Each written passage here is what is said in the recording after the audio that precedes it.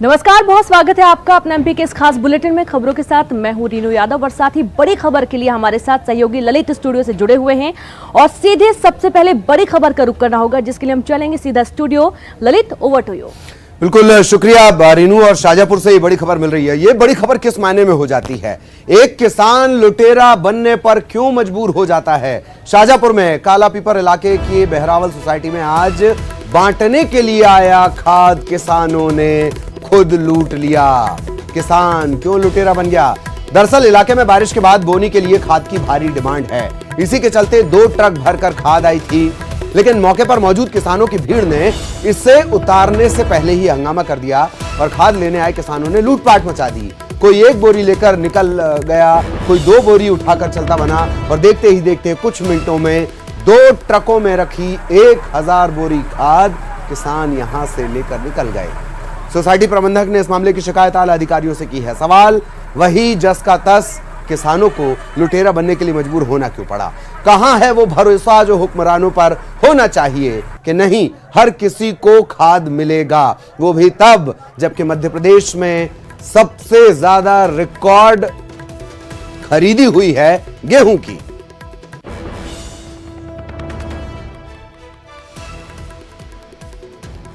तो शाजापुर की ये तस्वीरें हम आपको दिखा रहे हैं, किस तरीके से किसान खाद लूटते नजर आए हैं। इलाके में खाद की भारी डिमांड है और इस दौरान जब काला पीपल इलाके की बहरावल सोसाइटी में किसानों को बांटने के लिए खाद आया तो किसानों ने लूट शुरू कर दी।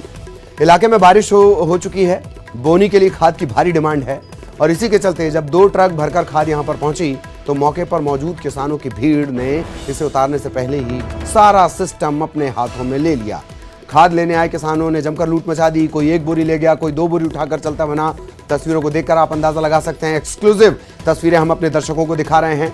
सहयोगी सुनील भी हमारे साथ जुड़े हुए हैं, उनसे भी हम जानकारी लेंगे किस तरीके से ये अचानक से स्थितियां ऐसी क्यों बन गई। लेकिन एक्सक्लूसिव तस्वीरें, फिर वही बड़ा सवाल, किसान लुटेरा बना क्यों? बहरहाल सुनील हमारे साथ जुड़े हुए हैं। सुनील, पूरी जानकारी विस्तार से दें, फिलहाल क्या स्थिति? ललित, जैसा कि तस्वीरों में हम दर्शकों को दिखा रहे हैं कि ये असल में खाद जो है वो आया तो किसानों के लिए ही था, पर इसको ले जाने का जो तरीका था वो कुछ और होना था। इनको बाकायदा लाइन लगाकर और इन सभी लोगों को जो है खाद वितरित की जानी थी, लेकिन चूंकि वहां पर किसान मौजूद थे, उन्हें लगा कि जो खाद आई है वो पर्याप्त नहीं है और उनको नहीं मिल पाएगी, तो इसी चक्कर में लोगों ने लूटपाट मचा दी। हालांकि अमूमन ये तस्वीरें कोई नई नहीं, हर साल कुछ इसी तरीके की तस्वीरें देखने को मिलती है। जी जी।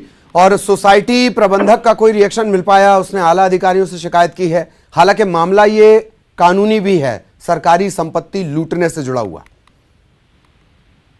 देखिए ललित, अगर उसको इस तरीके से देखें तो जो आपने सवाल उठाया था बड़ा वाजिब सवाल है कि आखिर ये किसानों को करने की जरूरत पड़ी क्यों? क्योंकि जो लोग ये कर रहे हैं वो उनका स्वभाव नहीं है, उनको शायद हो सकता मजबूरी में करना पड़े। लेकिन अगर कानूनी तौर पे देखें तो है तो गलत।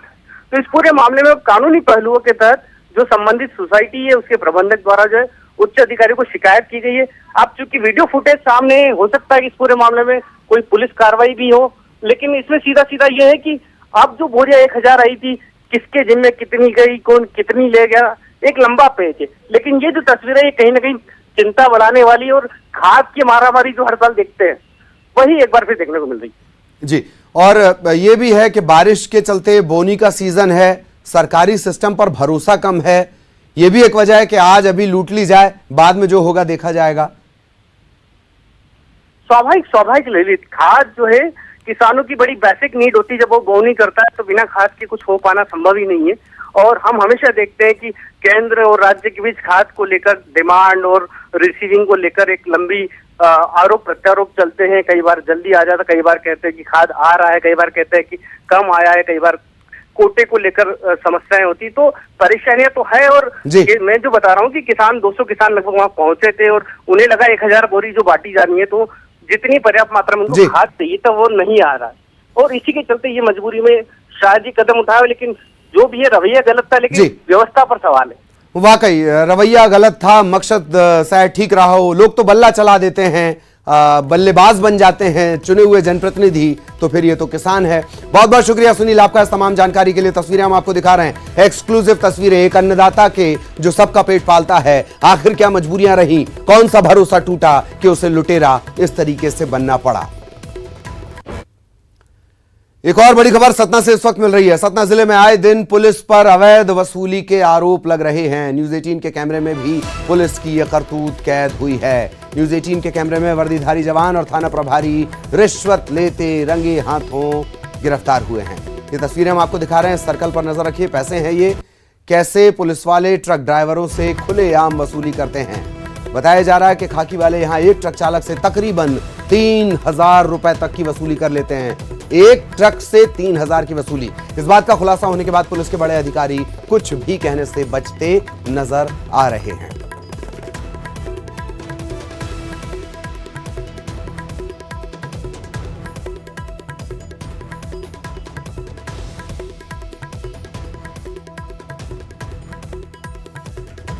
तो ये तस्वीरें आप देख रहे हैं, पुलिस वाले बाकायदा पैसे गिन भी रहे हैं और रख भी रहे हैं।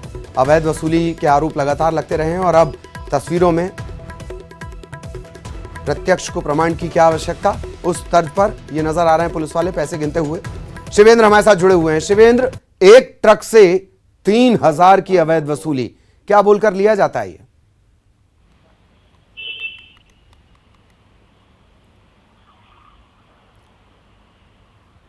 चलिए शिवेंद्र से हम फिर से संपर्क करने की कोशिश कर रहे हैं, हमारे सहयोगी शिवेंद्र बघेल सतना से।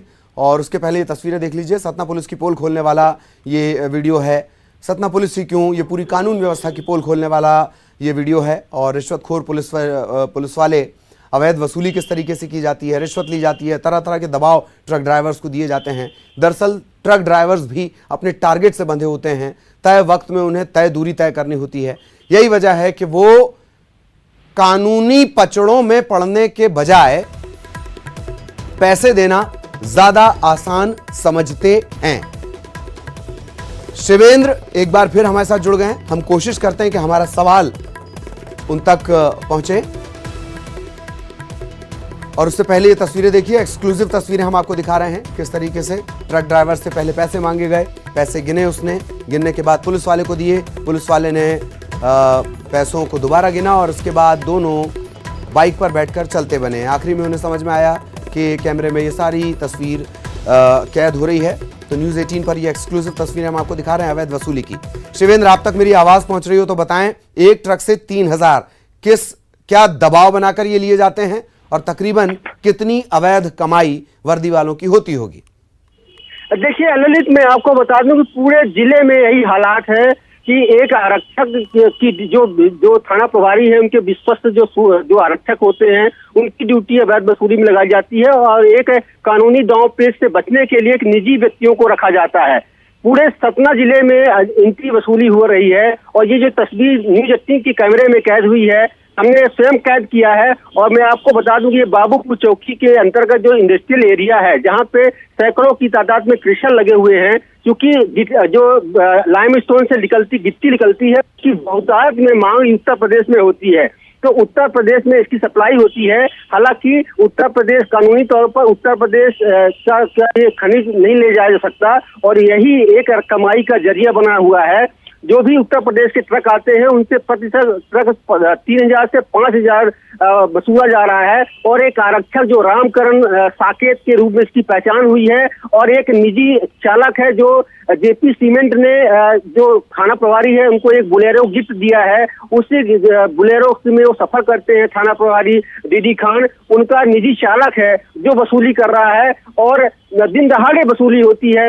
हर किशोरों में ये जाके जो यदि ट्रक लोड हो रहा है उनसे वसूली करते हैं। तो पूरे जिले में चाहे वो रेत का परिवहन में वसूली हो रही है, सीमेंट के परिवहन में वसूली हो रही है और इसी तरह के गिट्टी के परिवहन में वसूली हो रही है। जी वाकई थाना प्रभारी अगर बोलेरो से घूमे तो आला अधिकारियों को वैसे ही सोच लेना चाहिए। बहुत बहुत शुक्रिया शिवेंद्र आपका इस तमाम जानकारी के लिए। सहयोगी शिवेंद्र जानकारी दे रहे थे।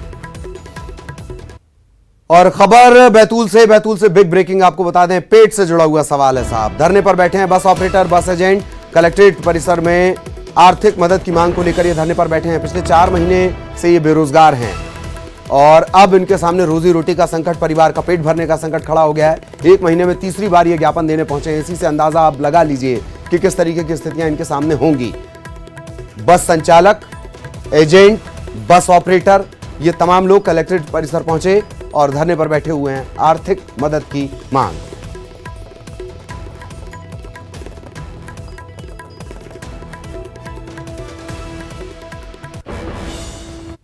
और इंदौर से भी इस वक्त बड़ी खबर मिल रही है। चीन ने दवा में लगने वाले कच्चे माल की कीमतें बढ़ा दी हैं। बड़ा अपडेट जो राष्ट्रीय स्तर पर प्रभावित करेगा। रिश्तों पर वैसे ही प्रभाव और दबाव चल रहा है सीमा पर, और उन सब के बीच इंदौर से बड़ा अपडेट आपको दे दें। चीन ने दवा में लगने वाले कच्चे माल की कीमतें बढ़ा दी हैं। 20 से 25% तक कीमतें बढ़ाई हैं। फार्मा कंपनियों के पुराने एग्रीमेंट को चीन नहीं मान रहा है। इंदौर के आसपास की 300 फार्मा कंपनियों पर इसका बड़ा असर पड़ेगा। हाइड्रोक्सी क्लोरोक्वीन, जो भारत जिसका सबसे बड़ा निर्यातक है, पैरासिटामोल, जो कमोबेश ज्यादातर फार्मा कंपनियां बनाती हैं, इसकी कीमतें बढ़ेंगी। शुगर, एंटीबायोटिक, ये दवाइयां, इनकी भी कीमतें बढ़ेंगी। कच्चा माल, जैविक रसायन चीन सप्लाई करता है। लोग टीवी फोड़ते हुए नजर आ रहे हैं।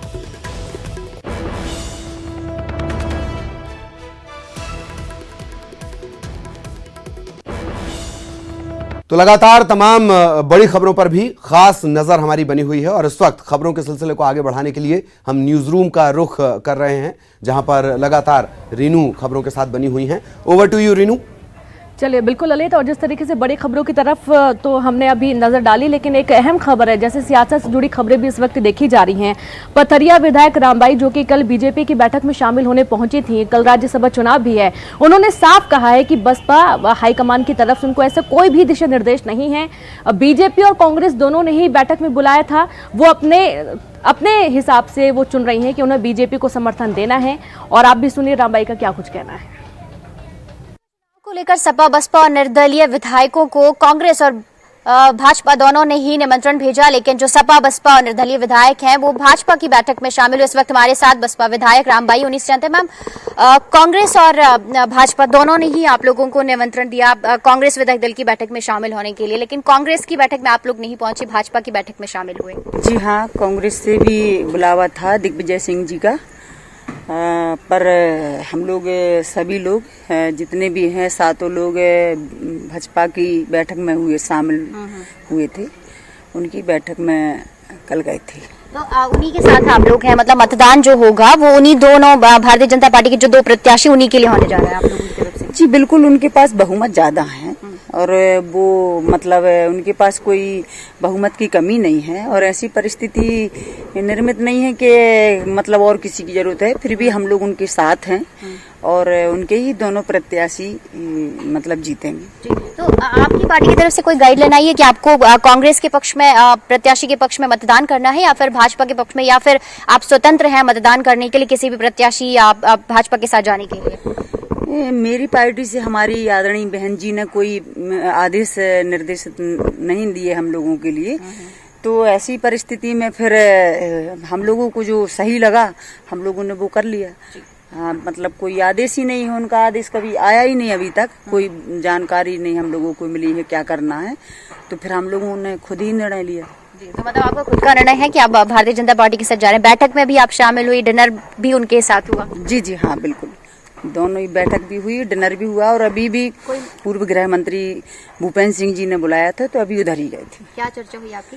चर्चा कुछ नहीं, बस खाने पे बुलाया था। सागर संभाग के सभी जितने भी विधायक हैं उनको, तो सभी लोग थे। अच्छा, तो उसमें आप भी थे? जी। और बाकी के निर्दलीय विधायक वो थे नहीं? हाँ, निर्दलीय में जो उस संभाग के हैं, जैसे अपने संजीव शुक्ला, वो थे उसमें।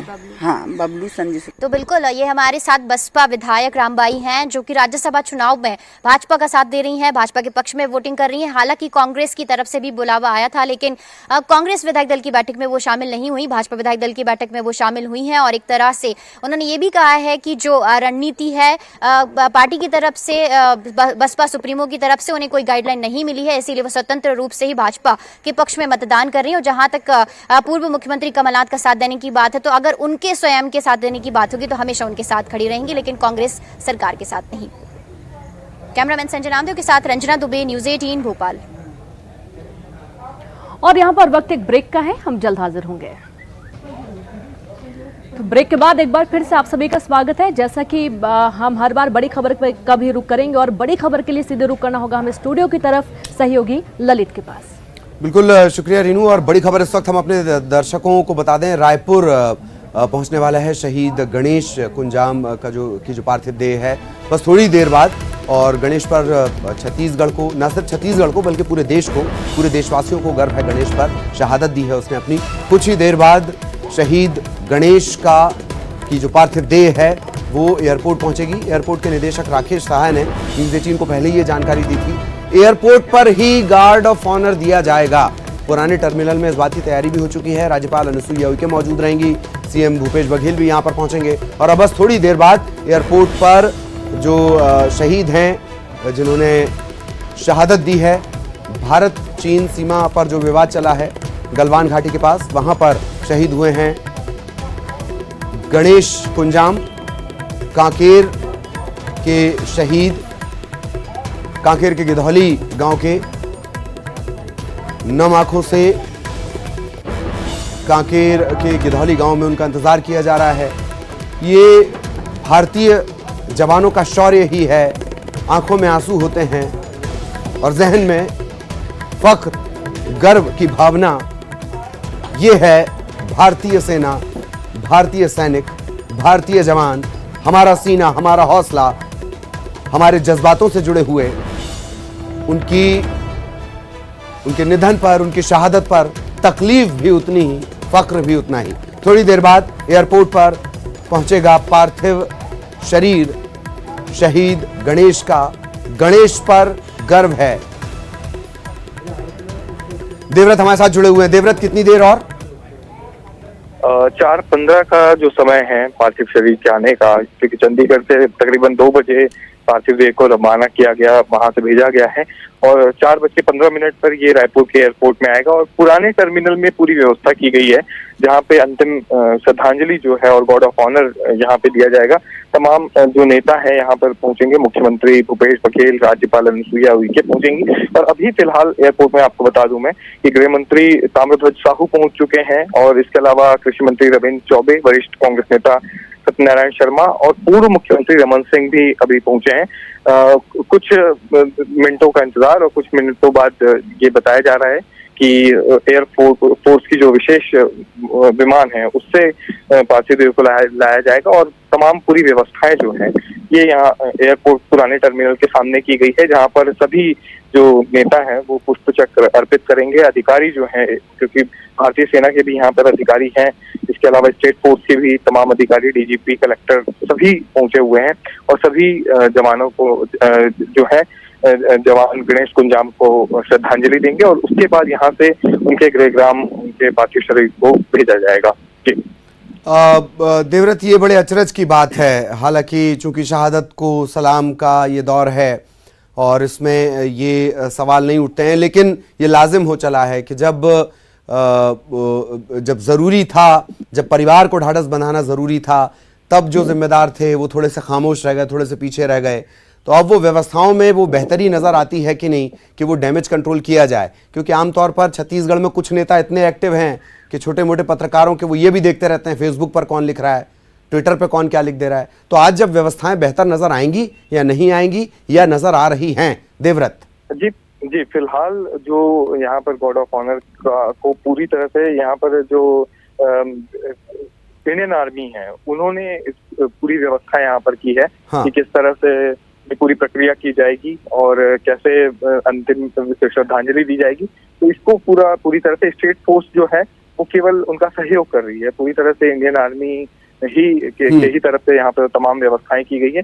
रही बात राज्य सरकार द्वारा की जाने वाली व्यवस्था, तो अभी जिस तरह से देखने को मिल रहा है कि पूरी व्यवस्था की जा रही है और वीआईपीज भी जागे हैं, सभी जो भी मंत्री हैं और गृह मंत्री हैं प्रदेश के, वो भी यहाँ पर पहुंचे हुए हैं। इसके अलावा विपक्ष के नेता भी यहाँ पर पहुंच ही रहे हैं। लगातार सभी के आने का सिलसिला जारी है और कुछ ही देर में जब पार्थिव शरीर आएगा तब शहादत को सलाम होगा, अंतिम विदाई होगी। और क्योंकि माहौल काफी गमगीन यहाँ पर दिखाई दे रहा है और क्योंकि छत्तीसगढ़ का लाल शहीद हुआ है और उनके साथी जो रहे हुए हैं वो भी यहाँ पर हैं, तो ऐसा समय है कि फिलहाल ये वाकई इस है। तरह की मैंने व्यवस्था शुरुआत में जिक्र भी किया कि तकलीफ और गर्व दोनों एक साथ जैसा ये एहसास है। एक बात और देवव्रत की, आगे शहीद का जो पार्थिव शरीर है वो किस तरीके से कांकेर भेजा जाएगा, उसकी क्या कुछ व्यवस्था की गई है? जी फिलहाल अभी दो व्यवस्था यहाँ पर की है। एक तो चॉपर से भेजने की व्यवस्था है, दूसरी व्यवस्था यहाँ पर रूट बाई रोड भी किया जा रहा है। मौसम के ऊपर ये चीजें डिपेंड करती है कि मौसम कैसा रहता है, न सिर्फ रायपुर में बल्कि कांकेर का मौसम अभी फिलहाल कैसा है। अगर मौसम साथ देता है तो चॉपर से जो पार्थिव शरीर है उसको उनके गृहग्राम भेजा जाएगा। जबकि एक व्यवस्था ये भी रखी गई है कि पायलटिंग के साथ में पूरी व्यवस्था है यहाँ पे कि बाय रूट जो है पार्थिव शरीर को रवाना किया जाएगा। तो तमाम व्यवस्था यहाँ पर फिलहाल कर ली गई है और अभी सब यही अंतिम विदाई देने का इंतजार यहाँ पर किया जा रहा है कि सभी जो लोग पहुंचेंगे गार्ड ऑफ ऑनर के बाद उनको श्रद्धांजलि जो है वो दी जाएगी। बिल्कुल देवव्रत, और एक बार फिर हमारे दर्शकों को व्यवस्थाओं के बारे में और जो खास लोग पहुंचे हुए हैं उनके बारे में जानकारी दें देवव्रत। जी बिल्कुल, व्यवस्थाएं जिस तरह से क्योंकि एयरपोर्ट का पुराना टर्मिनल है उसके सामने ही ये पूरी व्यवस्था यहाँ पर की गई है और जिस तरह से पूरा हैंड ओवर जो है ये आर्मी ने लिया। आर्मी अपने हिसाब से इंडियन आर्मी की ने पूरी तमाम व्यवस्थाएं की है। रही वीआईपी की बात, तो जितने भी मंत्री हैं वो लगातार पहुंच रहे हैं, आने का सिलसिला जारी है। सबसे पहले कृषि मंत्री रविंद्र चौबे जो है वो यहाँ पर पहुंचे और उसके बाद गृह मंत्री ताम्रध्वज साहू भी यहाँ पर पहुंचे। वरिष्ठ कांग्रेस नेता जो सत्यनारायण शर्मा है वो भी पहुंच गए।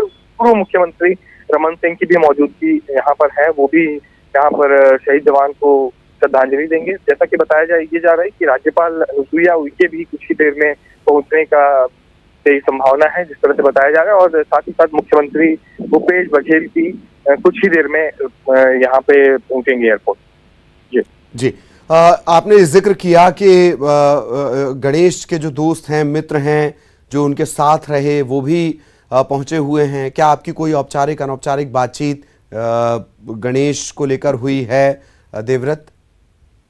जी कुछ परिजन पहुंचे थे, हालांकि उनसे जो है वो फोर्स के साथ ही वो लोग थे, लेकिन उनके जो गृहग्राम है वहां से भी कुछ लोग यहाँ पर पहुंचे हुए हैं। वो भी देख रहे हैं कि आखिर कितने समय लगेगा पार्थिव शरीर को पहुंचने में, क्योंकि वैसे ही घटना को हुए 3 दिन लगभग हो रहे हैं और ऐसे में तमाम व्यवस्थाएं जो है वो कांकेर में भी की जानी है और क्योंकि वहाँ पे पूरी अंत्येष्टि वहीं होनी है उनके गृहग्राम में, इसलिए ये पूरी व्यवस्था यहाँ से भी उनकी की जानी है। माहौल काफी गमगीन है क्योंकि प्रदेश का एक लाल अगर शहीद होता है तो निश्चित तौर पे माहौल उसी तरह का होता है और श्रद्धांजलि स्थल पर तमाम लोग यहाँ पर मौजूद हैं अंतिम विदाई देने के लिए गणेश को। और यकीनन ये एक तरह से दुख का पल तो है ही, साथ ही साथ ये गर्व का पल भी इसलिए है क्योंकि देश की सीमा पर लड़ते हुए अगर कोई जवान शहीद होता है तो ये न सिर्फ देश के लिए, प्रदेश के लिए और हर देशवासी के लिए गर्व का पल होता है और वही गर्व का क्षण दुख के साथ में सबको ही अनुभव कर रहे हैं और यही चीजें जो है यहाँ पर दिखाई दे रही है। गमगीन माहौल के साथ एक गर्व की अनुभूति भी यहाँ पे सामने में दिखाई दे रही है और फिलहाल जिस तरह से ये कहा जा रहा है कि अभी कुछ ही मिनटों का समय बाकी है, 4:15 तक के फ्लाइट के पहुंचने का समय था। हालांकि अभी तक के एयरफोर्स का विशेष विमान पहुंचा नहीं है, कुछ ही देर में ये बताया जा रहा है कि विमान लैंड करेगा और उसके बाद से पार्थिव देह को श्रद्धांजलि स्थल पर लाया जाएगा और फिर उनको पूरे ससम्मान अंतिम विदाई और श्रद्धांजलि जो है ये दी जाएगी। देवव्रत, कोई खास वजह इस देरी की? आमतौर पर सेना से जुड़े जितने भी कार्य हैं या एक्शन होते हैं वो बिल्कुल मिनट टू मिनट कार्यक्रम में चलते हैं क्या, या शायद ये माना जाए कि मौसम के मिजाज जिस तरीके से बदल रहे हैं वो एक बड़ी वजह हो सकती है इस देरी की?